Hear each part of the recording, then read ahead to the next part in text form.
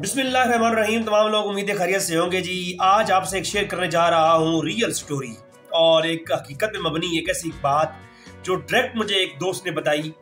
और मैं ये बात है आज से तकरीबन 6 माह या 7 माह कबल जब मैं दुबई एयरपोर्ट के ऊपर था तो मेरे साथ आकर के एक बैठ गया बुजुर्ग और वो कुछ खा रहा था और उसकी हाथ जो है वो कुछ कांप रहे थे। उसकी ऐसा लग रहा था जिसकी उम्र बहुत ज़्यादा गुजर चुकी है और काफ़ी ज़ईफ़ और कमज़ोर महसूस हो रहा था। वो शख्स मेरे पास आके बैठ गया। अब मेरी अगली फ़्लाइट जो है दुबई से पाकिस्तान के लिए थी और इस दौरान कुछ वक्त था और मैं उसके पास बैठ के कुछ गपशप करने लगा।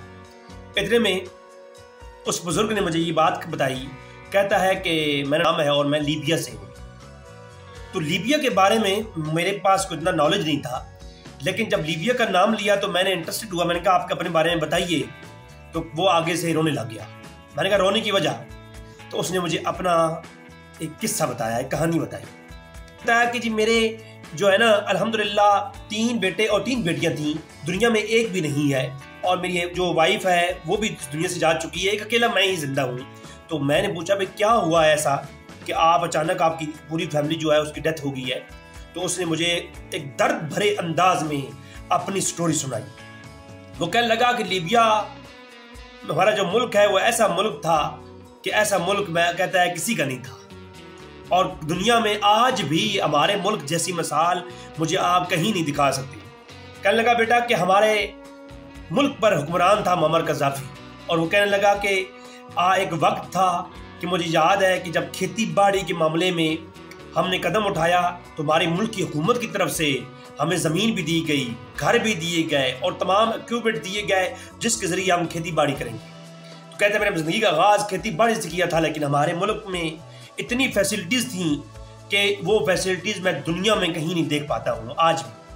और कहा कि हमारे मुल्क में एक ऐसा शान आलीशान निज़ाम था कि अगर कोई शख्स शादी करता तो $50,000 उसको जो है ना शादी के अंदर हुकूमत की जानिब से तोहफा दिए जाते थे। और वो कहने लगा कि 143 टन का गोल्ड हमारे खजानों के अंदर मौजूद था। $150 बिलियन की जनाब जो खजाने के अंदर हमारे मौजूद थे, अमाउंट मौजूद थी हमारे खजाने के अंदर। हमारा मुल्क कितना दुनिया का अमीर तमीर मुल्क था। गैस, पानी, बिजली और रहायशें ये सब कुछ फ्री थी, किसी चीज पर टैक्स नहीं था और पानी की तरह पेट्रोल हमें सस्ता मिलता था। ये वो अपने लीबिया की एक कहानी मुझे सुनाता रहा। वो कहने लगा कि सब कुछ मैंने देखा है, अपनी लाइफ में सब कुछ पाया है। और वो कहने लगा कि एक दिन कज़ाफ़ी ने ऐलान किया कि याद रखो कि तमाम ममालिक को इकट्ठा होना चाहिए, मुसलमान ममालिक को इकट्ठा होना चाहिए। अगर ऐसा नहीं होगा तो आने वाले वक्त में इराक, शाम और इसके अलावा फ़लस्तीन और इसके अलावा दीगर जितने भी अरब ममालिक और दीगर मुसलमानों के ममालिक हैं ये मुश्किलात का शिकार होते जाएंगे और मुसलमान अपनी ताकत को खो देंगे और मुसलमान अपने लिए परेशानियां ही परेशानियां देखेंगे अगर आज मुसलमानों के हुक्मरान इकट्ठे नहीं होते हैं। और कज़ाफ़ी का ये बयानिया मैंने खुद रिसर्च किया, आज भी गूगल पे आपको मिल सकता है। मुअम्मर कज़ाफ़ी की ये अल्फाज दुनिया के अंदर रिकॉर्ड रह गए कि जनाब अगर मुसलमान इकट्ठे नहीं होंगे तो ये मसला जो है दुनिया में मुसलमान देखेंगे कि क्या हाल होने वाला है। क्योंकि मुअम्मर कज़ाफ़ी इस चीज़ों के बड़ा खिलाफ था। उसने अपनी गोल्ड की करेंसी को लॉन्च करने का अपना बयानिया जारी कर दिया था। उसने चाइना और दीगर ममालिक के साथ जो है अपनी और उसकी ज़ाती करेंसी के अंदर कारोबार करने का सोच लिया था। उसने ठान ली थी कि दुनिया के अंदर वो अपने मुल्क को ऐसी पावर बनाएगा कि जिसके बाद कोई और उस तरफ आँख उठा नहीं पाएगा। इतनी ताकत। और जब जानते हैं जब किसी मुल्क की इकोनॉमी हाई लेवल पर जाती है तो ऑटोमेटिकली उस मुल्क के बारे में फिर जो है कमेंट्स पॉजिटिव की तरफ जाती हैं। लेकिन जनाब ये कोई और भी था जिसको ये बात अच्छी नहीं लग रही थी, जो मुसलमानों को इतना ऑब्जर्व कर रहा है, मुसलमानों को इतना गौर से देख रहा है कि कोई और मुसलमानों को इतना ऑब्जर्व नहीं कर रहा।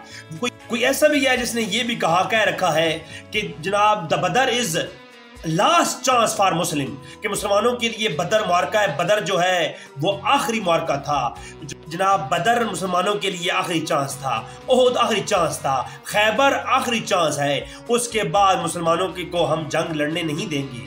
हम इस नौबत तक बात जाने ही नहीं देंगे।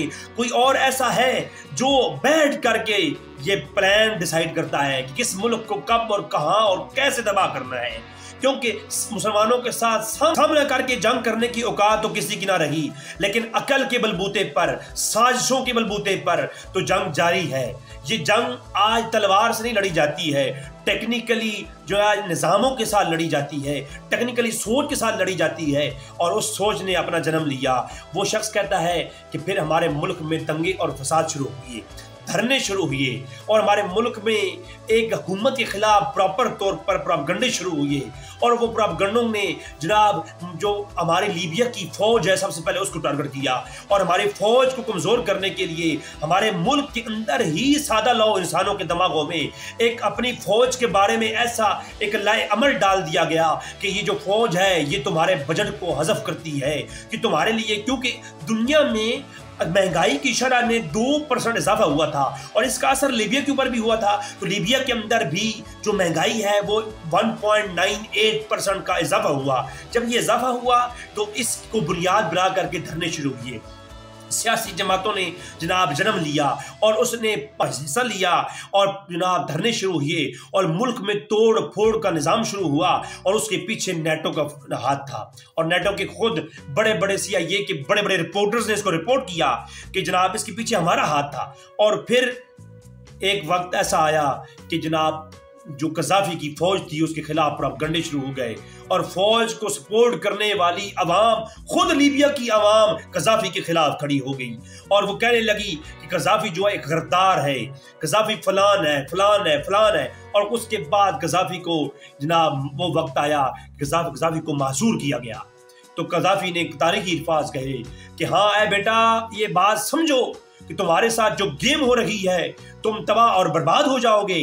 लेकिन कज़ाफी की इस बात को किसी ने न समझा, कज़ाफी की इस बात को किसी ने किसी ने नहीं धरे, क्योंकि नौजवान लोगों और सोशल मीडिया और जनाब रिपोर्टर्स के जरिए लोगों के अंदर ऐसी नफरत डाल दी गई थी लीबिया की हुकूमत और लीबिया की आर्मी के खिलाफ कि उसको कंट्रोल करना आपे से बैर हो गया। और फिर दावा बोल दिया गया हत्ता कि लोग लीबिया के कम और उनके अंदर CIA के लोग ज्यादा थे। फिर ऐसा हुआ कि कज़ाफी को मारने का वक्त करीब आ गया तो कज़ाफी ने कहा कि बेटा ये जुल्म मत करो, मैं मर तो जाऊंगा, लीबिया की शान और शौकत साथ लेके जाऊंगा। ये बाबन जब वो बुजुर्ग ने ये बात मुझे ये लफ्ज कहे कि ये कज़ाफी के ये आज भी अल्फाज हमारे यहाँ रोशन स्याही के साथ मौजूद हैं कि उसने ये बात कही थी कि बेटा मैं मर तो जाऊंगा और मैं लीबिया की शान और शौकत साथ लेके जाऊंगा। और फिर कज़ाफी को इंतहाई नाजुक जगह पर कई फायर मारे गए और जख्मी हालत में भी कज़ाफी ने यही बात कही कि बेटा तुम गलत कर रहे हो, तुम्हें इसका एहसास तो होगा मगर वक्त हाथ से जा चुका होगा। फिर वो वक्त आया कि जनाब ये बुजुर्ग कहते हैं कि मेरे 3 बेटे भी घर के अंदर मार दिए गए। आज लीबिया पर गैरों की हुकूमत है, गैरों की कंट्रोल है। बागी जमातें जो खुद को मुसलमानों की जमातें कहती हैं, वो खुद को कहती हैं कि हम मुजाहिद हैं, हम वो मुजाहिद हैं जो मुसलमानों को मुश्किल से निकालना चाहते हैं। हकीकत में वो मुसलमानों की जमातें तो शो होती हैं मगर वो बागी जमातें मुसलमानों की जमातें नहीं हैं। वो ऊपर से तो कह रहे हैं कि हम जनाब मुसलमानों के खैरख्वाह हैं, हम मुसलमानों का डूबा हुआ वकार दोबारा बुलंद करना चाहते हैं। हकीकत में वो किसी और के प्रोपगंडे पे काम कर रहे हैं और किसी और के एजेंडे पे काम कर रहे हैं। और इसके ऊपर फिर क्या हुआ कि फिर जनाब लीबिया डूब गया। और आज वो बाबा जी कहते हैं कि बेटा आज ऐसा कोई घर नहीं है जिससे लाशें ना उठी हों।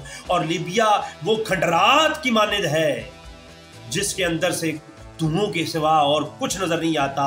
अगर कुछ आता है तो बच्चों की लाशों और सिसकते हुए बच्चों की आवाजें सुनाई देती हैं। तो बाबा जी कहते हैं कि आज मैं अकेला इस दुनिया में बाकी हूँ, मेरी औलादें चली गई, मेरे घर वाले चले गए, आज दुनिया में कोई नहीं बचा। इसलिए नहीं बचा क्योंकि कज़ाफी ने कहा था कि अगर अपनों की कदर नहीं करोगे, अपने जो है तुम अपने बाजू की कदर नहीं करोगे तो बाद में तुम्हें पछताना पड़ेगा।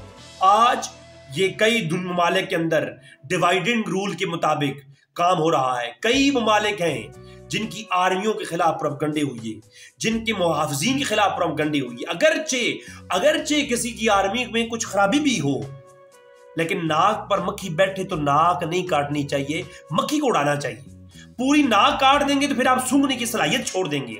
इसी तरीके से दोस्तों पैगाम देने का मकसद ये है, आज पाकिस्तान के साथ भी यही जो है तंजीमें लॉन्च की जा चुकी हैं जो पाक आर्मी के खिलाफ बात करती हैं। आप देखिए शाम के अंदर यही मामला हो रहा है, आप देखिए इराक के अंदर यही मामला हुआ है, आप देखिए अफगानिस्तान के अंदर यही मामला हुआ है। आप ये देखिए ये रूल जो है अब ईरान के ऊपर भी अप्लाई किए जा रहे हैं। ये एक सोची समझी साजिश है, ये कोई और है जो ये चीजें ऑब्जर्व कर रहा है और इसके ऊपर काम कर रहा है, ताकि ये दुनिया में मुसलमान डिवाइड हो जाएं और मुसलमानों की हालत बताने काबिल भी ना रहे।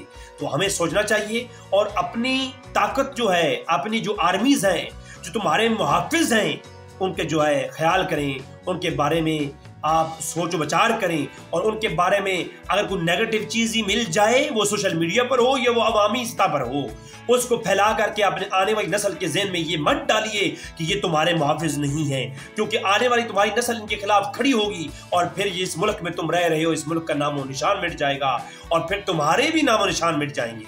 इसका नुकसान फकत किसी अदारे को नहीं है, इसका नुकसान फकत तुम्हें है और इस बात का एहसास तुम्हें होगा।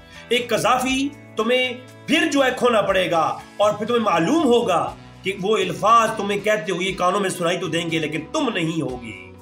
इसलिए दोस्तों ये पैगाम देने का मकसद ये है कि अपने अदारों के अंदर करप्शन, अपने अदारों के अंदर मामलात को रोकने के लिए अपनी जायज़ रोकथाम को करें, मगर अपने अदारों को ख़त्म करने और उनको कमज़ोर करने का प्रोपेगेंडा हरगिज़ ना करें। तमाम लोगों के लिए ये उम्मीद है कि आज का पैगाम आप लोगों को समझ आया होगा। अस्सलाम वालेकुम।